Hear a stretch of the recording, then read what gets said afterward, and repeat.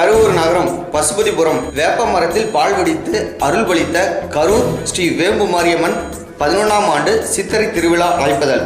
நாள் 7/4/2014 திங்கட்கிழமை முதல் 16/4/2014 புதன்கிழமை வரை. இடம் பசுபதிபுரம், கரூர்.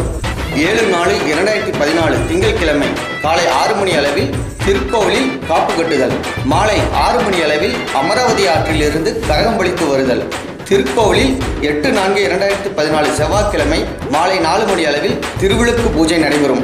பங்குனி 28 11/4/2014 வெள்ளிக்கிழமை காலை 5 மணி முதல் அம்மனுக்கு பூச்செறிதல் விழா நடைபெறும். 12/4/2014 சனிக்கிழமை திரைப்பட நடன நிகழ்ச்சி.